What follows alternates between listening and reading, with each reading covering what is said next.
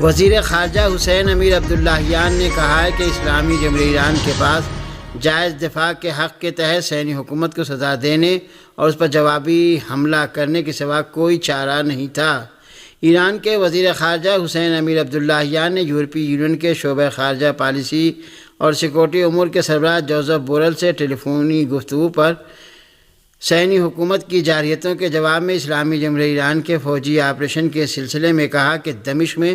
ہمارے سفارتی مرکز پر صہیونی حکومت کا فوجی حملہ ویانا کنونشن کی کھلی خلاف ورزی اور ریڈ لائن کو پار کرنا شمار ہوتا ہے۔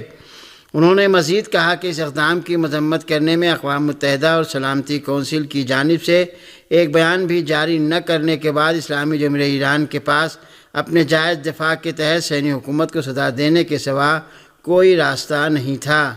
ایرانی وزیر خارجہ نے اپنے ملک کے فوجی اقدام اور جوابی حملے کو کامیاب قرار دیتے ہوئے کہا کہ آپریشن ختم ہونے کے بعد یہ پیغام دے دیا گیا ہے کہ اسلامی جمہوریہ ایران کی نگاہ میں اب یہ معاملہ ختم ہو چکا ہے، لیکن اگر صہیونی حکومت نے پھر کوئی کارروائی کی تو اسلامی جمہوریہ ایران کا اقدام فوری، وسیع اور پہلے سے بھی زیادہ سخت ہوگا۔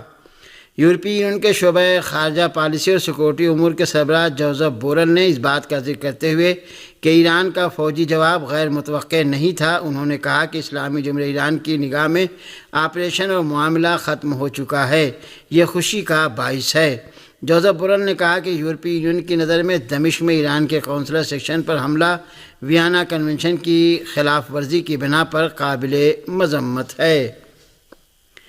غاصب صہیونی حکومت کے فوجی اڈوں پر ایران کے تاریخی اور وسیع حملے کے گزر جانے کے بعد غاصب اسرائیل نے اپنے فوجی اڈوں کے نقصانات کا اعتراف کیا ہے۔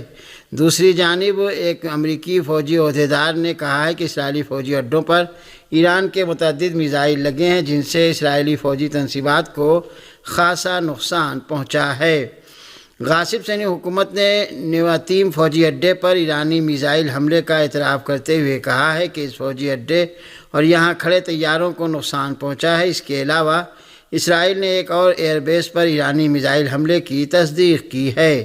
ایران کا کہنا ہے کہ یہ وہی دونوں فوجی اڈے ہیں جہاں سے دمشق میں ایرانی سفارتی مرکز پر حملہ کیا گیا تھا۔ اس درمیان ایک سینئر امریکی فوجی عہدیدار نے اپنا نام ظاہر نہ کرنے کی شرط پر EBC ٹی وی چینل کو بتایا کہ متعدد ایرانی میزائل اسرائیل کے ایئر ڈیفنس سسٹم کو عبور کر کے 2 اسرائیلی فوجی اڈوں پر گرے ہیں اور ان فوجی اڈوں کو خاصا نقصان پہنچایا ہے۔ اس امریکی فوجی عہدیدار نے بتایا ہے کہ 5 بیلسٹک میزائل اسرائیل کی نواتیم ایئر بیس پر لگے جس کے نتیجے میں اس فوجی اڈے پر کھڑے اسرائیلی جنگی طیارے تباہ ہو گئے۔ سینئر امریکی عہدیدار کے بقول متعدد بیلسٹک میزائل نقب ایئر بیس پر لگے لیکن ابھی اس سے ہونے والے نقصانات کے بارے میں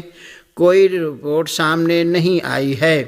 دوسری جانب نیو یارک ٹائمز نے اپنی رپورٹ میں لکھا ہے کہ اسرائیل کو ایران کے پیچیدہ جوابی حملے اور پیش رفتہ ہتھیاروں کا سامنا کرنا پڑا۔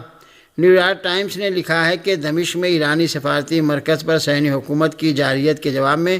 ایران نے سنیچر کی رات نصف شب کے بعد اسرائیل پر سینکڑوں ڈرون طیاروں اور میزائلوں سے حملہ کیا ہے۔ نیو یارک ٹائمز نے اپنی رپورٹ میں لکھا ہے کہ ایران کے جوابی حملے میں جو ہتھیار استعمال ہوئے وہ ان سے بہت زیادہ پیچیدہ تھے جو غزہ کی جنگ میں 6 مہینے کے دوران حماس اور اس کے اتحادیوں نے اس کے خلاف استعمال کیے ہیں۔ اس رپورٹ کے مطابق اب تک اسرائیلی حکومت نے حماس اور جہاد اسلامی کے تیار کردہ میزائلوں اور راکٹوں کا ہی سامنا کیا تھا جن کی مار 12 سے 25 میل ہے اور شام کے میزائلوں کو دیکھا تھا جن کی مار 100 میل ہے۔ نیو یارک ٹائمز نے اپنی رپورٹ میں لکھا ہے کہ سنیچر کی رات ایران نے جوابی حملے میں جو ہتھیار استعمال کیے ان کی مار اور رفتار بہت زیادہ تھی۔ نیو یارک ٹائمز نے صہیونی حکام کے حوالے سے لکھا ہے کہ اس حملے میں 185 ڈرون طیارے اور 35 کروز نیز 110 زمین سے زمین پر مار کرنے والے بیلسٹک میزائل ایران سے اور کچھ میزائل عراق اور یمن سے اسرائیل پر داغے گئے۔ نیو یارک نے خود اپنی رپورٹ میں کہا ہے کہ ایران نے 300 سے زیادہ ڈرون طیارے اور 200 سے زائد میزائل اسرائیل کے خلاف حملے میں استعمال کیے ہیں۔ نیو یارک ٹائمز نے اپنی رپورٹ میں لکھا ہے کہ ایران نے گزشتہ چند اشروں میں اپنی دفاعی طاقت بڑھانے میں 2 مار میزائلوں ڈرون طیاروں اور ایئر ڈیفنس سسٹم پر اپنی توجہ مرکوز کر رکھی ہے، اور اس وقت اس کے پاس مشرق وسطیٰ میں بیلسٹک میزائلوں اور ڈرون طیاروں کا سب سے بڑا ذخیرہ ہے، اور وہ عالمی سطح پر اسلحہ برآمد کرنے والے اہم ملک میں تبدیل ہو رہا ہے۔ صہیونی حکومت کی کابینہ کے ایک وزیر نے بھی اعتراف کیا ہے کہ اسرائیل حماس، حزب اللہ اور ایران کے مقابلے میں شکست کھا چکا ہے۔ اسرائیلی وزیر تعلیم نے میکی زوہار نے ایران کے جوابی حملے کو انتہائی طاقتور قرار دیا اور کہا کہ حزب اللہ سے بھی ہم شکست کھا چکے ہیں، جو مسلسل ہم پر حملے کر رہی ہے۔ نتیجے میں شمالی علاقے کے باشندے اپنے گھروں کو چھوڑ کر فرار کر رہے ہیں۔ فلسطین کی استقامتی تحریک کی کمیٹیوں نے دمشق میں ایرانی سفارت خانے کے قونصلر سیکشن پر نسل کش اسرائیلی حکومت کے حملے کے جواب میں اسلامی جمہوریہ ایران کے طاقتور میزائل اور ڈرون حملے کی مبارکباد پیش کی ہے۔ فلسطینی مزاحمتی کمیٹیوں نے ایک بیان میں اعلان کیا ہے کہ دمشق میں صہیونیوں کے جرائم پر ایران کا رد عمل نئی حقیقت اور شاندار تاریخی لمحات کی علامت ہے کہ جس کا سرچشمہ طوفان الاقصی آپریشن تھا۔ فلسطینی استقامتی تحریکوں کی کمیٹیوں نے ایک بیان جاری کر کے اعلان کیا ہے کہ الاقصی طوفان ملت اسلامیہ کی تاریخ کا ایک اہم موڑ ہے اور صہیونی امریکی تسلط سے اسلامی اقوام کی آزادی کی نوید ہے۔ یمن کی اعلیٰ سیاسی کونسل کے سیکریٹری نے بھی صہیونی حکومت کے خلاف ایران کے ڈرون اور میزائلی حملے کے بارے میں کہا کہ ایران نے دنیا کی تمام اقوام کے سامنے اسرائیل کو سزا دی ہے۔ یمن کی اعلیٰ سیاسی کونسل کے سیکریٹری یاسر الحوری نے ارنا کے نامہ نگار کے ساتھ بات چیت میں کہا ہے کہ ایران کے اس آپریشن نے علاقے میں طاقت کا توازن تبدیل کر دیا ہے۔ انہوں نے کہا کہ اسلامی جمہوریہ ایران نے صہیونی حکومت کو سزا دینے کے اپنے وعدے پر عمل کر کے ثابت کر دیا ہے کہ یہ صہیونی حکومت اندر سے کھوکھلی ہے اور امریکہ کی حمایت نہ ہو تو چند روز میں ختم ہو جائے۔ حزب اللہ لبنان نے ناجائز اور غاصب اسرائیلی ریاست پر ایران کے ڈرون اور میزائلی حملوں کو بے مثال اور منفرد قرار دیا ہے۔ ارنا کی رپورٹ کے مطابق حزب اللہ لبنان نے ایک بیان میں کہا ہے کہ اسلامی جمہوریہ ایران نے تمام تر خطرات اور دباؤ کے باوجود اپنی فطری اور قانونی حق کا استعمال کیا ہے اور بے مثال شجاعت و دلیری اور علاقے اور دنیا کی صورتحال کا انتہائی گہرائی سے ادراک کرتے ہوئے نسل کش اسرائیلی حکومت کے خلاف ٹھوس اور بھرپور جوابی کارروائی کی ہے۔ حزب اللہ نے کہا کہ اسرائیل پر ایران کے میزائل اور ڈرون حملے کے طویل مدتی سیاسی اور اسٹریٹجک اہداف وقت گزرنے کے ساتھ ساتھ عیاں ہوں گے اور مسئلہ فلسطین اور صہیونی دشمن کے خلاف مزاحمت میں ایک نیا مرحلہ وجود میں آئے گا۔ اقوام متحدہ میں ایران کے مستقل مندوب نے کہا ہے کہ صہیونی حکومت کو اسلامی جمہوریہ ایران کی جانب سے دیا گیا جواب انتہائی مناسب اور ضروری تھا۔ اس درمیان سلامتی کونسل کا اجلاس ایران کے سلسلے میں کوئی بیان جاری کیے بغیر ہی ختم ہو گیا۔ یوں سفارتی میدان میں بھی صہیونی حکومت کو منہ کی کھانی پڑی۔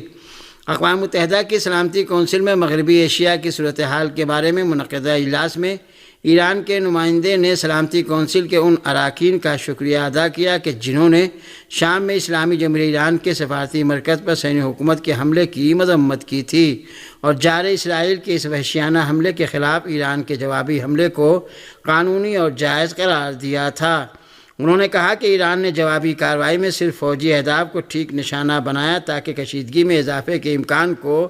کم کیا جا سکے اور عام شہریوں کو نقصان سے بچایا جا سکے۔ ایرانی مندوب نے مزید کہا کہ اسلامی جمہوریہ ایران نے اسرائیل کے خلاف کارروائیاں اپنے دفاع کے فطری اور قانونی حق کے مطابق انجام دی ہیں کہ جس کا ذکر اقوام متحدہ کے چارٹر کے آرٹیکل 51 کے تحت کیا گیا ہے اور اسے بین الاقوامی قانون نے بھی تسلیم کیا ہے۔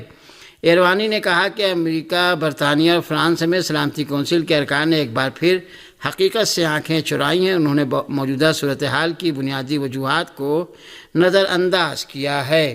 غاصب صہیونی ریاست اسرائیل پر ایران کے جوابی حملے کے بعد ناجائز صہیونی حکومت کی درخواست پر سلامتی کونسل کا جو ہنگامی اجلاس منعقد ہوا وہ کوئی قرارداد منظور یا بیان کیے بغیر ہی ختم ہو گیا۔ شام کے دارالحکومت دمشق میں تہران کے قونصل خانے پر اسرائیلی حملے پر ایران کی جوابی کارروائی کا جائزہ لینے کے لیے اقوام متحدہ کی سلامتی کونسل کے ہنگامی اجلاس میں مختلف ممالک کے نمائندوں نے تمام فریقوں سے تحمل سے کام لینے کا مطالبہ کیا ہے۔ امریکہ اور مغربی ملکوں نے جہاں منافقانہ رویہ اختیار کرتے ہوئے صہیونی حکومت کا ساتھ دینے کی کوشش کی ہے، وہیں اقوام متحدہ میں روسی نمائندے واسیلی نبنزیا نے سلامتی کونسل کے اجلاس میں اقوام متحدہ کے دوہرے معیار پر شدید تنقید کی۔ غاصب صہیونی حکومت کے خلاف اسلامی جمہوریہ ایران کے آپریشن وعدہ صادق کی کامیابی پر کراچی کے شہریوں نے بھی سڑکوں پر نکل کر جشن منایا۔ ہمارے نمائندے کے مطابق جشن آغاز فتح بیت المقدس میں کراچی کے شہریوں نے صہیونی حکومت کے خلاف ایران کے کامیاب جوابی حملے کی بھرپور حمایت کا اعلان کیا ہے۔ مجلس وحدت مسلمین کے زیر اہتمام اس جشن کا اہتمام کیا گیا تھا، جس میں بڑی تعداد میں کراچی کے شہریوں نے حصہ لیا۔